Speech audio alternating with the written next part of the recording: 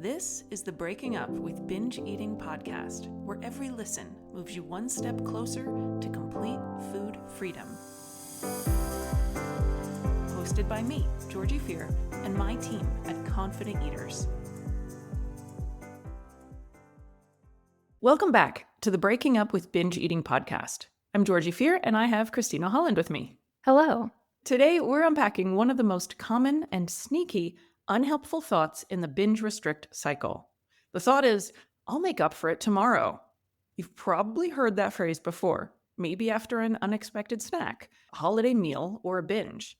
It sounds harmless, even responsible, but underneath that shiny logic is a belief system that actually keeps you stuck.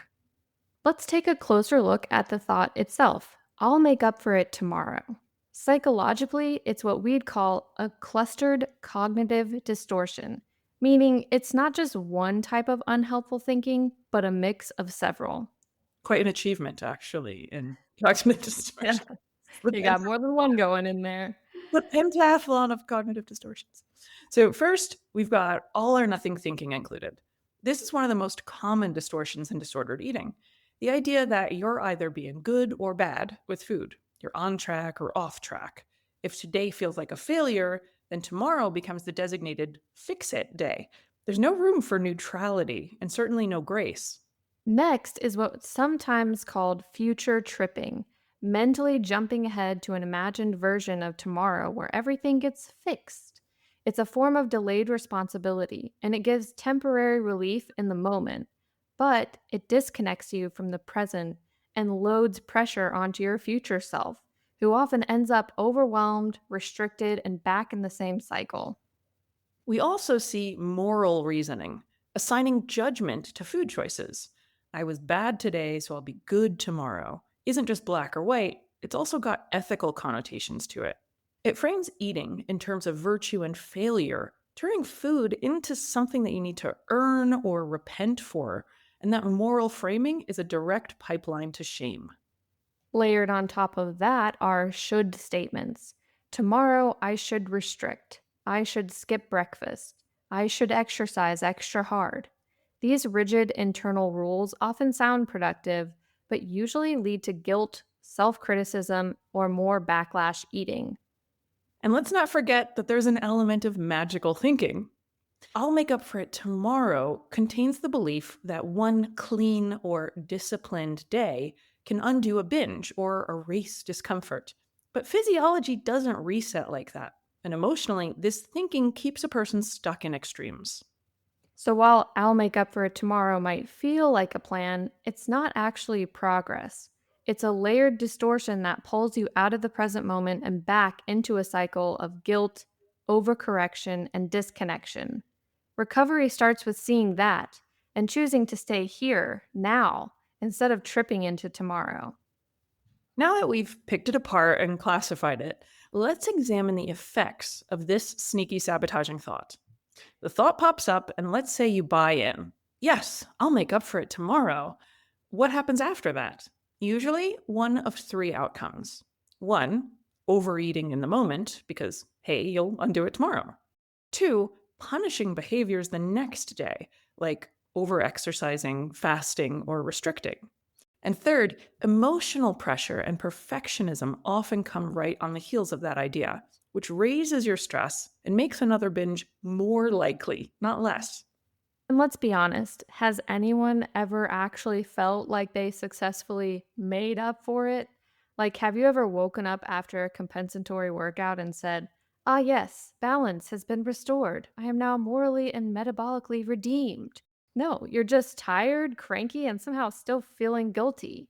And you're even more likely to overeat or binge again.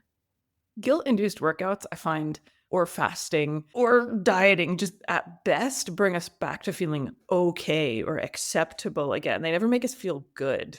Mm-hmm. Here's the ironic twist. The very act of telling ourselves, I'll cut back tomorrow, often leads to eating more today. And that's not just anecdotal, it's backed by science. A clinical trial published in the Journal of Abnormal Psychology in 2002 looked at exactly this. Researchers Erbsat, Herman, and Polivy wanted to know what happens when people anticipate going on a diet, even if they haven't actually started one yet.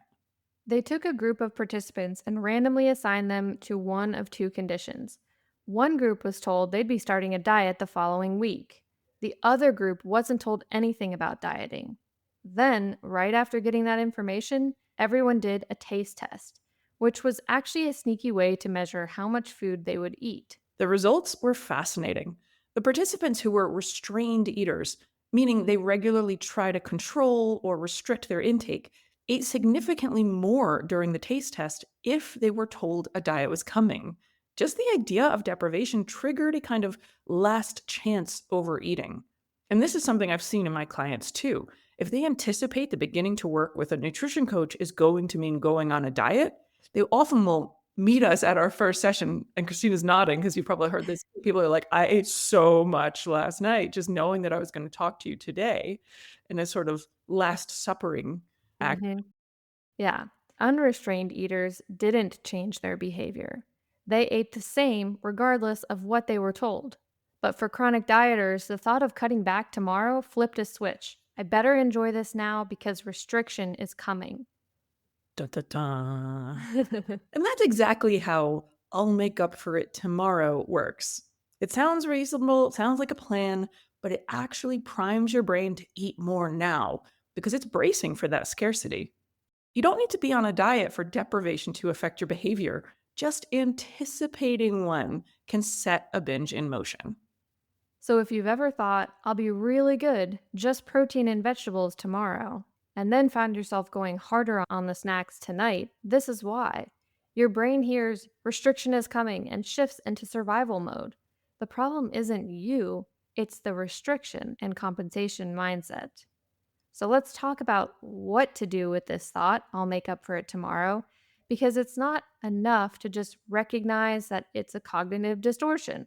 We also need to practice thinking something different, something that actually supports recovery. Exactly. That thought sticks around because it's trying to do something for you. Maybe it's offering temporary relief from guilt or giving you a sense of control. Maybe it's a loophole to keep eating now and promise yourself it's okay because you'll exercise discipline later. Whatever its role, we don't just yank it out, we replace it with something else that works better. So, here are a few ways we coach clients to reframe it, depending on what they're feeling in the moment. If the thought is coming from guilt, try something like, one decision doesn't undo my progress, or I don't need to punish myself for eating. Sometimes even saying, I just ate some extra food, this is not a huge deal, can help bring the intensity down. If it's that urge to start fresh tomorrow, like you're wiping the slate clean, you can try, I can get back to caring for myself at the next meal, not tomorrow. Or, I don't need to swing to the other extreme, I just need to keep going. These keep you grounded in the present instead of future tripping. I often tell my clients to try not to flip from overeating to undereating because that's not a fix, it's the same mistake in the opposite direction. The mistake is not listening to what your body needs. If you truly want to make a correction, commit to listening to your body signals better on the following day. If you notice that you're using the thought of starting fresh tomorrow to justify a binge that you want to start right now, that's actually common too. In that case, ask yourself, am I eating for comfort or am I trying to escape something? What might that be? You can also remind yourself it's okay to want freedom, but I don't need to abandon myself or harm myself to get there.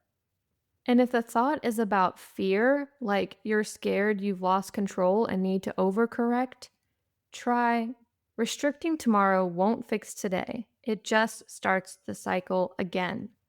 Or the most supportive thing I can do right now is show up with consistency, not punishment. The goal isn't just think positive, it's to try to think honestly and helpfully.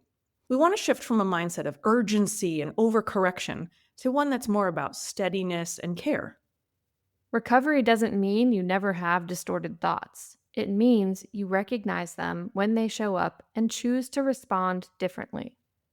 The truth is, Learning to recognize and refute these types of thoughts takes practice. You're not going to replace, I'll make up for it tomorrow, overnight, especially if that's been your go to for years. But the more times you catch it, name it, and choose a different response, the easier it gets. And you don't have to figure it all out alone. This is exactly the kind of work we do with our coaching clients, helping you spot those distorted thoughts in real time, understand where they come from, and practice responding in ways that actually move you forward. With a coach, the process is faster, clearer, and way less overwhelming. If you're ready to stop repeating the same patterns and start building real tools for change, we'd love to support you. You can learn more about it at confidenteaters.com. We'll help you get good at challenging the thoughts that keep you stuck, and most importantly, replace them with something that actually works. And if you find value in these episodes, one of the best ways to support the show is by joining our paid subscriber community. It's just $5 a month, and it gives you access to twice as many episodes, all ad-free. We don't take outside sponsors, so your support directly helps us keep the podcast going without ads and keep it grounded in what really matters, helping people heal their relationship with food.